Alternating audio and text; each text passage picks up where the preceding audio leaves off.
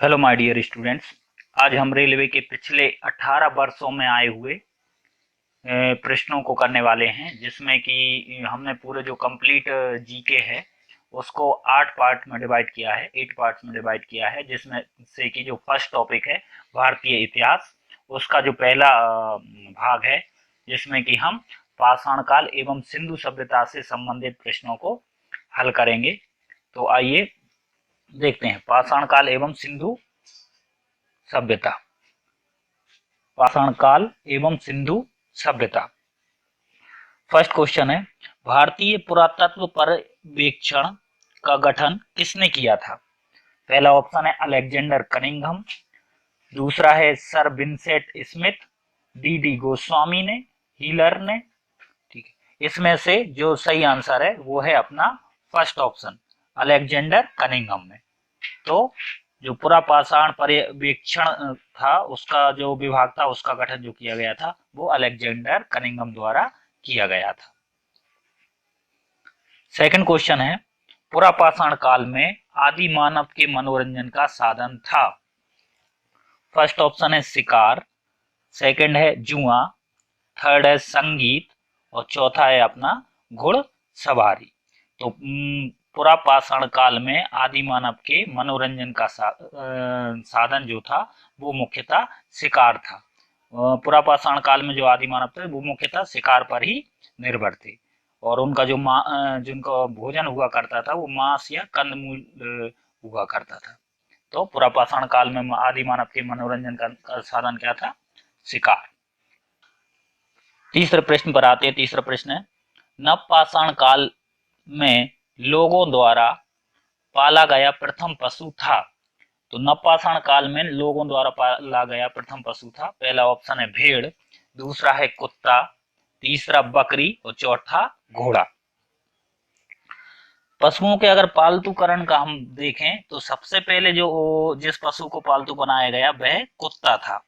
लेकिन कुत्ता जो है ना वो 15,000 ईसा पूर्व में पूर्व एशिया में मानव द्वारा घरों में पाला गया था। और अगर हम नवपाषाण काल के लोगों की बात करें तो नवपाषाण काल में लोगों द्वारा पाला गया प्रथम पशु भेड़ था।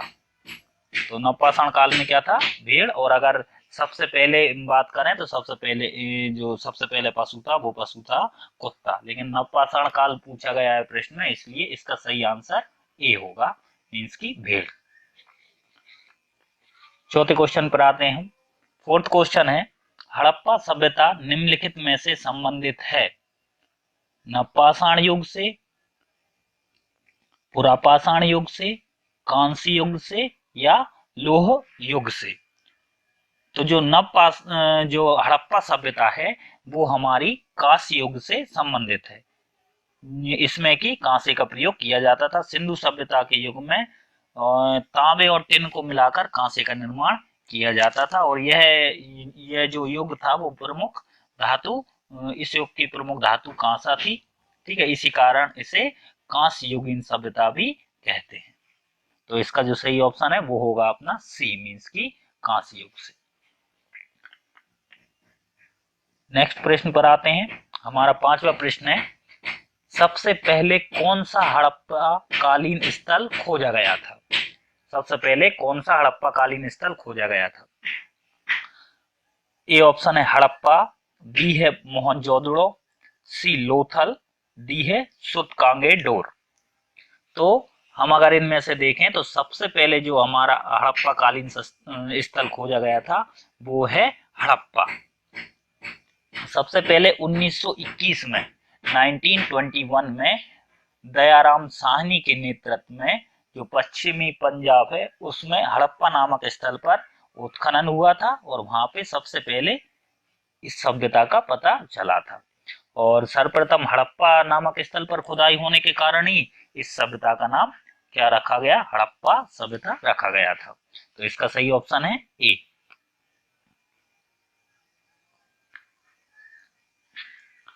अब हम नेक्स्ट क्वेश्चन पर आते हैं।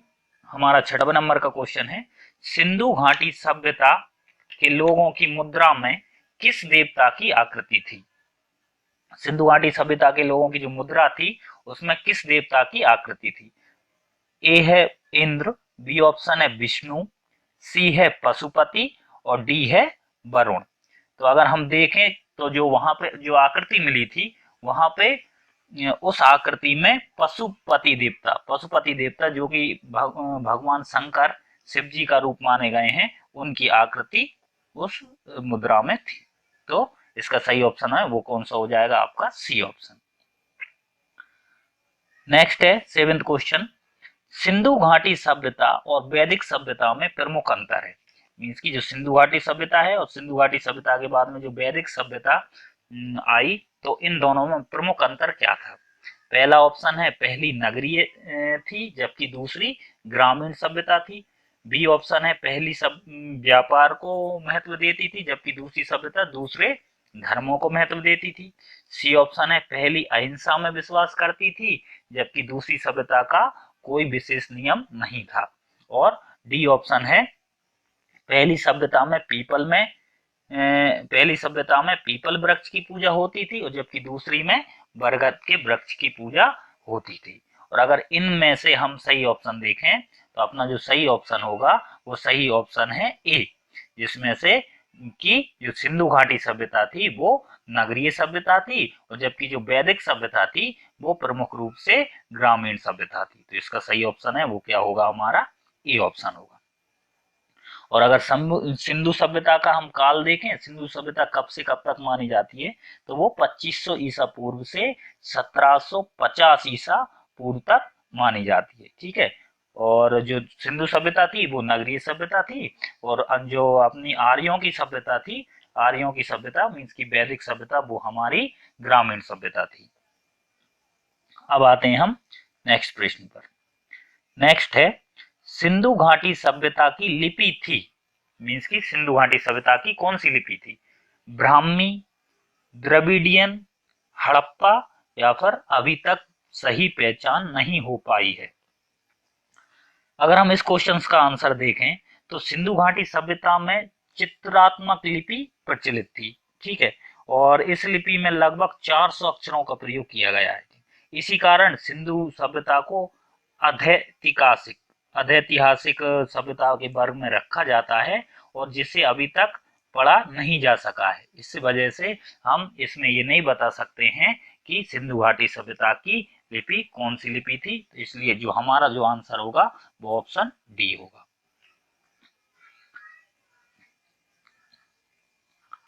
अब नेक्स्ट प्रश्न है हमारा, निम्नलिखित में से किसे मृतकों का टीला नाम से जाना जाता है। ठीक है, ए ऑप्शन है हड़प्पा, बी है मोहनजोदड़ो, सी है कालीबंगा और डी है बनवाली। इनमें से जो मृतकों का टीला नाम से जाना जाता है वो है मोहनजोदड़ो को। मोहनजोदड़ो सिंधु सभ्यता का एक प्रमुख नगर था और यह सिंध प्रांत जो कि पाकिस्तान में है वहां के लरकाना जिले में स्थित है। मोहनजोदड़ो कहाँ पर स्थित है, जो सिंध प्रांत है पाकिस्तान का वहां पे लरकाना जिला है, वहां पर मोहनजोदड़ो स्थित है। और मोहनजोदड़ो की अगर खोज की बात करें हम तो मोहनजोदड़ो की खोज सर्वप्रथम 1922 में 1922 में किसने की थी, रखालदास बनर्जी ने की थी। 1922 में रखालदास बनर्जी ने की थी मोहनजोदड़ो की खोज, और मोहनजोदड़ो को ही मृतकों का टीला नाम से जाना जाता है। अब नेक्स्ट प्रश्न है हमारा 10वां, हड़प्पा सभ्यता का विशाल अन्नागार तथा स्नानागार किस स्थान पर मिला है। इसमें से फर्स्ट ऑप्शन है मोहनजोदड़ो, सेकंड है हड़प्पा, थर्ड है रोपड़ और फोर्थ है कालीबंगा। ठीक है, तो विशाल अन्नागार जो था अनाज संग्रह करने का स्थान था। ठीक है, और जो स्नानागार था वो बृहद स्नानागार था, मतलब कि बहुत बड़ा स्नानागार मिला था। तो ये दोनों मोहनजोदड़ो से मिले थे, मोहनजोदड़ो जगह है वहां पे मिले थे हमें विशाल अन्नागार तथा स्नानागार। ठीक, अब नेक्स्ट प्रश्न है, अमरी जो हड़प्पा सभ्यता का एक स्थल है किस प्रांत में स्थित है। अमरी हड़प्पा सभ्यता का स्थल है, वह किस प्रांत में स्थित है। पहला ऑप्शन है राजस्थान, बी ऑप्शन है सिंध, सी है गुजरात और डी है बलूचिस्तान। ठीक है। तो जो अमरी है वो पाकिस्तान के सिंध प्रांत में स्थित है। तो हमारा जो ऑप्शन है वो ऑप्शन कौन सा हो जाएगा, बी ऑप्शन, मीन्स कि कहाँ पे, सिंध। जो अमरी है वो हड़प्पा सभ्यता से संबंधित स्थल है और यह पाकिस्तान के सिंध प्रांत में स्थित है। नेक्स्ट प्रश्न पर आते हैं। नेक्स्ट है, सिंधु घाटी सभ्यता का पतन नगर है। सिंधु घाटी सभ्यता का पतन नगर है। 4 ऑप्शन है। ए ऑप्शन लोथल, बी है हड़प्पा, सी है रोपड़ और डी है बनवाली। ठीक है। तो इनमें से अगर हम देखें तो सिंधु घाटी सभ्यता का पतन नगर लोथल है। सिंधु घाटी सभ्यता का पतन नगर कौन सा है, लोथल। और यह कहाँ पर स्थित है, गुजरात के अहमदाबाद जिले में स्थित है। और अगर कभी ये भी पूछा जाए कि जो लोथल है वो किस नदी के किनारे स्थित है, तो ये भोगवा भोगवा नामक नदी के किनारे स्थित है। ठीक है। और इस स्थल की खोज SR राव ने की थी। ठीक है। तो लोथल है, लोथल जो जगह है वो सिंधु घाटी सभ्यता का पतन नगर कहलाता है। ठीक है। और अगर हम ये देखें कि लोथल कहाँ पर है, तो गुजरात के अहमदाबाद जिले में स्थित है। ठीक है। और भोगवा नामक नदी के किनारे स्थित है। ठीक है। और इस स्थल की खोज किसने की थी, SR राव ने की थी। और ये जो क्वेश्चन हम कर रहे हैं ये बहुत बार पेपर में पूछे जा चुके हैं। पिछले 18 सालों में ये क्वेश्चन बहुत बार एग्जाम्स में पूछे गए हैं। बहुत ही इंपॉर्टेंट क्वेश्चन है, इसलिए आप सभी को बिल्कुल ध्यान से देखते चलिए। नेक्स्ट क्वेश्चन है अपना 13, निम्नलिखित में से कौन सा स्थल भारत में नहीं है। निम्नलिखित में से कौन सा स्थल भारत में नहीं है। 4 ऑप्शन है, हड़प्पा, कालीबंगा, रंगपुर और रोपड़। ठीक है। तो अगर हम इसमें से देखें तो जो हड़प्पा स्थल है वो हमारे भारत में स्थित नहीं है।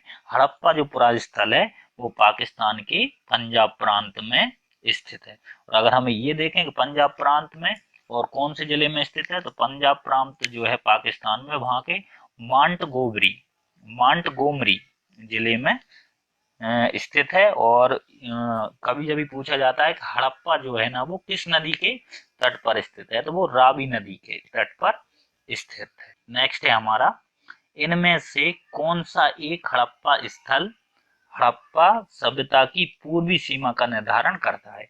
निम्न में से कौन सा एक हड़प्पा सभ्यता की पूर्वी सीमा का निर्धारण करता है। ठीक है। तो जो हड़प्पा सभ्यता थी जहां जहां पे फैली हुई थी, तो वहां पे जो पूर्व की तरफ जो पूर्व की जो सीमा का निर्धारण करता है वह स्थल कौन सा है। 4 ऑप्शन है, लोथल, कालीबंगा, आलमगीरपुर और डाबर कोट। तो हड़प्पा सभ्यता की पूर्वी सीमा की अगर हम बात करें तो जो पूर्वी सीमा ना वो उत्तर प्रदेश से लगी हुई थी, उत्तर प्रदेश तक थी। तो उत्तर प्रदेश में कौन सा जगह है, उत्तर प्रदेश का जो आलमगीरपुर, उत्तर प्रदेश का जो आलमगीरपुर है ये हड़प्पा सभ्यता की पूर्वी सीमा का निर्धारण करता है। और अगर हम ये देखें कि उसकी पश्चिमी सीमा का निर्धारण कौन करता है, तो जो सुतकांगे डोर है, सुतकांगे डोर जो बलूचिस्तान में है, वो सिंधु घाटी सभ्यता की पश्चिमी सीमा का निर्धारण करता है। उत्तरी सीमा का निर्धारण अगर देखें तो उत्तरी सीमा का निर्धारण मांडा जो कि जम्मू कश्मीर है वो, और तथा दक्षिणी सीमा का अगर निर्धारण देखें तो दैमाबाद, दैमाबाद महाराष्ट्र में है। ठीक है। तो और जो हमारा प्रश्न है उसमें पूछा था इनमें से कौन सा एक हड़प्पा सभ्यता की पूर्वी सीमा का निर्धारण करता है, तो वो आलमगीरपुर है। पश्चिमी के कौन, सुतकांगेडोर बलूचिस्तान में, उत्तरी का कौन, मांडा जम्मू कश्मीर में, और दक्षिणी जो सीमा का निर्धारण करता है वो है दैमाबाद, जो दैमाबाद है वो है महाराष्ट्र। अब नेक्स्ट प्रश्न पर आते हैं हम। नेक्स्ट है हमारा, हड़प्पा सभ्यता का कौन सा स्थल भारत में नहीं था। हड़प्पा सभ्यता का कौन सा स्थल भारत में नहीं था। 4 ऑप्शन है, मांडा, सुरकोटड़ा, हुलास और बालाकोट। तो जो हड़प्पा सभ्यता का जो वो स्थल है जो भारत में नहीं है वो है बालाकोट।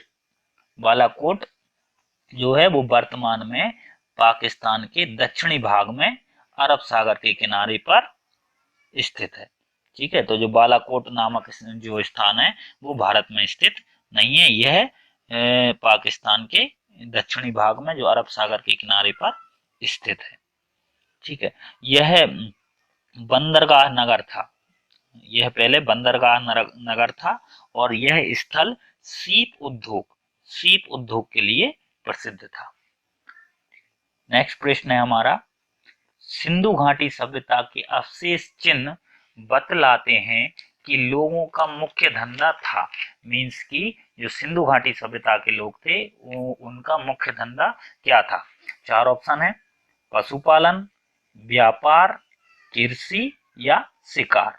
चार ऑप्शन है, पशुपालन, व्यापार, कृषि या शिकार। तो अगर हम देखें तो सिंधु घाटी सभ्यता के जो लोगों का जो मुख्य धंधा था वो उनका था कृषि। सिंधु घाटी सभ्यता के लोगों का जो मुख्य धंधा था वो था कृषि। नेक्स्ट प्रश्न है हमारा, निम्नलिखित में से कौन सा सिंधु घाटी सभ्यता के संबंध में सही है। ए ऑप्शन है, उनके घर ईंटों के बने थे, बिल्कुल बात सही है, उनके घर किसके बने हुए थे, ईंटों के बने हुए थे। बी ऑप्शन है, सभा भवन की खोज मोहनजोदड़ो में हुई, ये बात भी सही है। थर्ड ऑप्शन है, घर की निर्माण योजना में खुला चौक मुख्य लक्षण था, ये बात भी सही है। ठीक है, तो जो डी ऑप्शन है उपरोक्त सभी, तो ये डी ऑप्शन हमारा सही होगा इस क्वेश्चन, क्योंकि ये तीनों ही ऑप्शन सही है। नेक्स्ट प्रश्न है, सिंधु घाटी सभ्यता की पहचान निम्न में से है। ए ऑप्शन है सुंदर मूर्तियां, बी ऑप्शन धर्म और दर्शन शास्त्र, सी ऑप्शन है आर्थिक और सामाजिक सुधार, डी ऑप्शन है शहर योजना प्रणाली। ठीक है, तो इनमें से अगर हम देखें तो जो डी ऑप्शन है हमारा, इनमें से अगर हम देखें जो डी ऑप्शन है हमारा शहर योजना प्रणाली, यही सिंधु घाटी सभ्यता की पहचान थी। नेक्स्ट प्रश्न है, मानव द्वारा सर्वप्रथम किस धातु का उपयोग किया गया। तो अगर हम मानव की बात करें कि मानव ने सर्वप्रथम किस धातु को उपयोग में लाया, तो सर्वप्रथम तांबे का उपयोग किया था मानव ने। ठीक है, मानव द्वारा सर्वप्रथम उपयोग में लाई गई धातु कौन सी थी, तांबा थी। ठीक, नेक्स्ट प्रश्न है, सिंधु घाटी सभ्यता का ज्ञान मिलता है। तो जो सिंधु घाटी सभ्यता का ज्ञान वो किससे मिलता है, ताम्रपत्रों से, अभिलेखों से, पुरातात्विक उत्खनन से या साहित्य से। तो जो सिंधु घाटी सभ्यता है, तो जो हमको जो उसका ज्ञान मिला है वो ज्ञान हमें पुरातात्विक उत्खनन से प्राप्त हुआ है। प्रश्न है हमारा, पुरालेख शास्त्र जिसे इंग्लिश में एपिग्राफी बोलते हैं, इसका अध्ययन कहलाता है।